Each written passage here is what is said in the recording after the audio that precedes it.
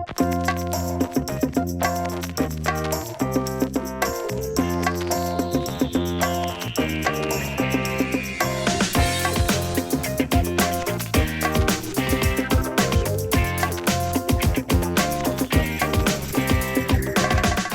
guys, welcome back to my YouTube channel. Buat kalian yang baru pertama kali mampir ke YouTube channel aku, kenalin aku Citra.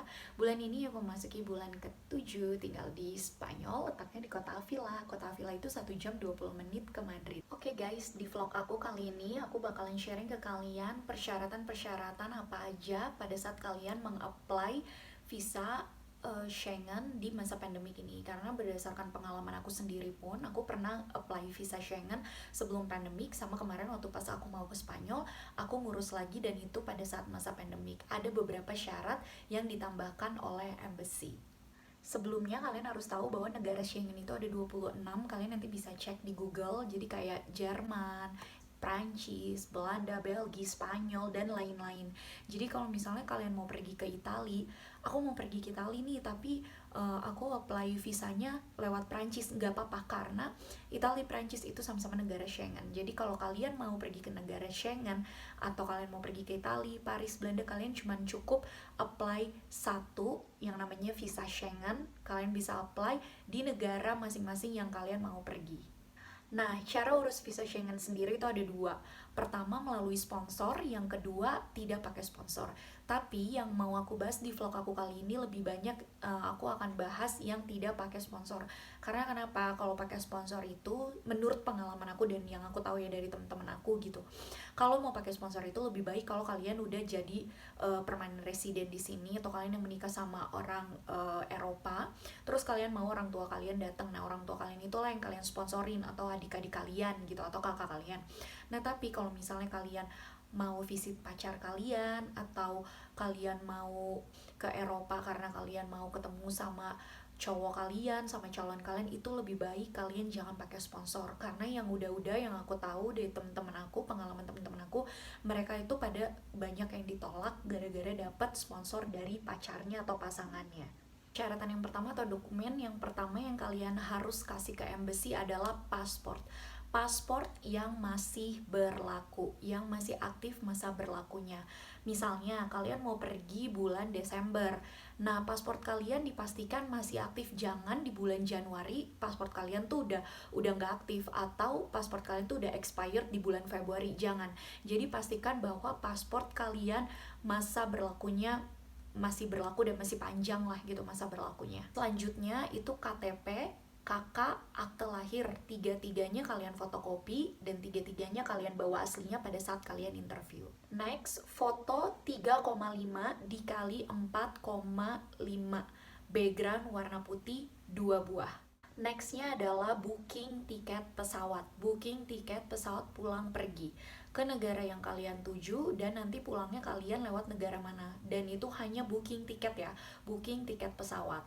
Abis itu, setelah itu, kalian juga booking hotel karena kalian tidak disponsori. Kecuali kalian disponsori, pasti kalian tinggal sama orang yang mensponsori kalian. Tapi kalau kalian tidak disponsori, kalian harus menyertakan booking hotel. Karena embassy mau tahu kalian tinggal di mana aja, kalian kemana aja. Karena biasanya gini loh guys, kalau kalian contoh pergi ke Belanda, Belanda itu deket banget sama Prancis sama Belgia. Pasti kalau orang-orang rata-rata ya yang pergi ke Belanda, pasti mereka ke Prancis, pasti mereka pergi ke Belgium.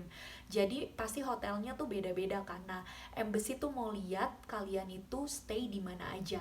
Dan ini semua hanya booking, bukan kalian udah bayar. Kenapa? Karena kalian gak tahu visa kalian itu bakal di approve atau ditolak. Jadi kalian hanya booking tiket pesawat pulang pergi dan booking hotel di mana aja kalian mau pergi, negara mana aja yang kalian mau kunjungin, itu semua hotelnya kalian booking dan kalian kasih ke embassy. Nextnya adalah rekening bank selama 3 bulan terakhir dan juga bank statement. Ini beda ya guys. Jadi rekening koran 3 bulan itu di print. Misalnya kalian mau mengajukan Januari, jadi mulai dari Oktober, November, Desember, ini semua di print karena si embassy ini mau lihat bahwa ada keaktifan nggak di dalam rekening kalian. Misalkan kalian kerja, pasti kalian digaji dari perusahaan kalian, nah mereka tuh mau lihat aktif atau enggak selama 3 bulan ini. Bank statement itu dari bank kalian, misalnya BCA. BCA tulis surat atau membuat statement bahwa kalian, kayak aku nih misalnya, bahwa Citra sudah menjadi nasabah kami dari tahun berapa gitu, dan dia aktif di menjadi nasabah di bank kami, seperti itu.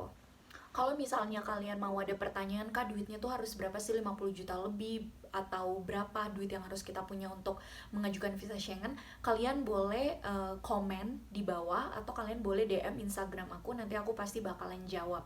Nah, untuk nextnya ini yang paling penting, asuransi perjalanan. Bahkan waktu sebelum pandemik pun kalian ketika mengajukan visa Schengen, kalian harus punya asuransi. Kenapa? Karena kalau kalian sakit, ada apa-apa di Eropa, siapa yang tanggung jawab? Jadi kalian mesti memberikan asuransi perjalanan kepada embassy. Tapi di masa pandemik ini, lebih spesifik lagi, asuransi yang kalian kasih ke embassy juga harus asuransi yang mengcover COVID. Itu penting banget. Kalau enggak kalian bisa ditolak atau di reject visanya cuman gara-gara asuransi yang salah. Jadi nanti di masa pandemik ini asuransi yang harus kalian apply kasih ke embassy adalah asuransi yang sudah mengcover COVID juga. Oke, itu penting banget. Dan yang paling penting lagi adalah bukti kalau kalian sudah divaksin. Waktu itu aku print atau fotokopi berwarna, kalian juga bisa fotokopi berwarna, tapi waktu itu aku print berwarna bukti Peduli Lindungi. Peduli Lindungi itu bahwa aku sudah divaksin 2 kali gitu. Itu penting banget, asuransi yang mengcover COVID sama bukti kalau kalian sudah divaksin.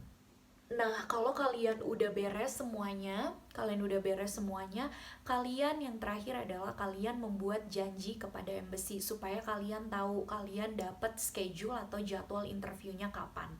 Tenang aja, visa Schengen ini nggak seperti Amerika di interviewnya langsung sama orang Amerika gitu, enggak. Visa Schengen ini nanti kalian gak akan diinterview yang gimana-gimana gitu, kalian cuma datang sidik jari gitu, dan yang lebih penting adalah dokumen-dokumen kalian. Jadi bener-bener yang dipersiapkan adalah setiap dokumen kalian, jangan sampai salah. Oke guys, sekian penjelasan aku tentang cara atau syarat mengapply visa Schengen di masa pandemik ini. Buat kalian yang mau apply visa Schengen, semangat, aku doain kalian pasti dapet. Bener-bener kalau semua dokumen yang tadi aku jelasin sebelumnya itu kalian sudah memenuhi, aku yakin pasti kalian dapet. Nah, kalau misalnya kalian mau konsultasi sama aku, kalian bisa DM aku atau DM aku di Instagram, atau kalian bisa komen. Aku bener-bener bakal kasih tahu 100% gimana caranya. Oke, thank you for watching. Jangan lupa subscribe, karena subscribe kalian itu berharga banget buat aku pemula yang baru mau buat YouTube, biar aku semangat berkonten. Thank you, bye.